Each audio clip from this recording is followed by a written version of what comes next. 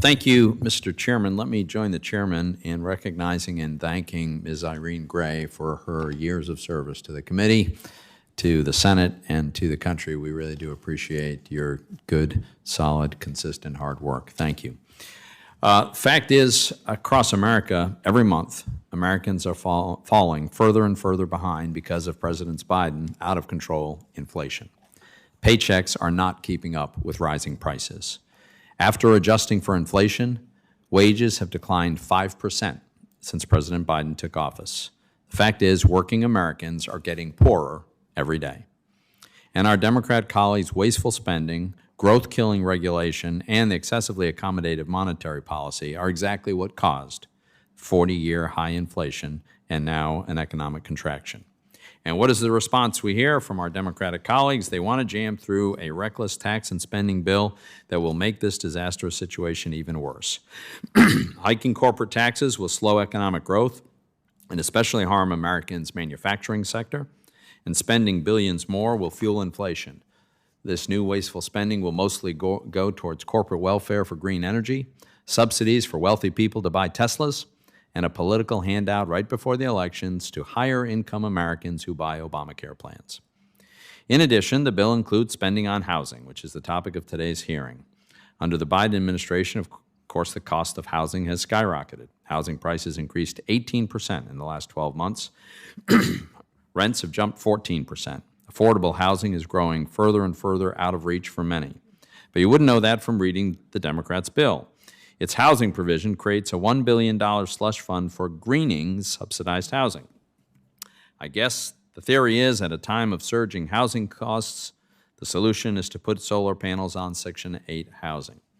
As I've said before, government, and especially this administration, have often been the problem, not the solution, when it comes to housing. There are countless ways that needless government regulation drives up housing costs. Time-consuming permitting processes drive up the cost of building new rental housing. Overly burdensome environmental impact reviews further add to the cost. Tariffs on steel, lumber, and other building materials have the same effect. Rent control laws reduce the supply and quality of rental housing. Demand-side housing subsidies get capitalized into higher house prices and higher rents.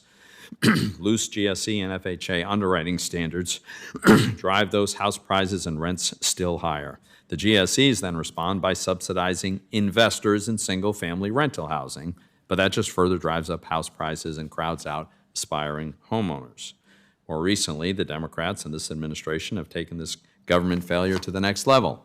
They've dropped hundreds of billions of dollars of helicopter money to stimulate an already strong economy. $80 billion of that went to rental assistance, vouchers, and other housing subsidies, further inflaming demand. The President even extended the illegal eviction moratorium that has deterred investment in new rental housing excuse me, and led to some renters not paying rent even when they could afford to.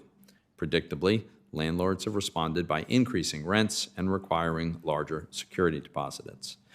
Today, the Democrats will propose more of the same. We'll likely hear them make the case for new so-called tenant protections. We'll likely hear them arguing for making the COVID rental assistance program permanent. But doubling down on failed liberal housing policies is not going to fix our rental housing market. Instead, it will tend to make housing more expensive. Today, we'll also hear from landlords about how government intervention makes it harder and more expensive to be a landlord, and that leads to higher costs for renters. To improve housing affordability for all Americans, whether renters or owners, we should pursue reforms that leverage the power of free enterprise to increase housing supply and make markets more competitive. A healthy market competes not just on price, but also service and product quality. To that end, we should scale back the role of government and increase the role of private capital. We should avoid the temptation to adopt new so-called tenant protections or permanent rental assistance that will have negative unintended consequences, including increasing housing costs. We should phase out demand-side subsidies that drive housing costs higher. We should end the failed GSE model that fosters excessive risk-taking and contributes to a boom-bust housing cycle. Localities should revisit their permitting processes and other obstacles to new housing construction. We should prohibit the GSE and other federal programs from subsidizing rental units in jurisdictions that impose rent controls, and we should get the GSEs out of the business of subsidizing single-family home investors. And we should keep the GSEs focused on their affordability mission by keeping them out of social policy. Meanwhile, I hope the administration will finally engage on housing reform. Treasury has still not met its obligation to deliver a housing reform plan to Congress. It's now 10 months overdue. Instead of pushing a reckless tax and spending bill, the administration should look to opportunities for bipartisan legislation like the housing finance reform that relies on free enterprise, not government, to make housing more affordable for more Americans, whether they own or rent.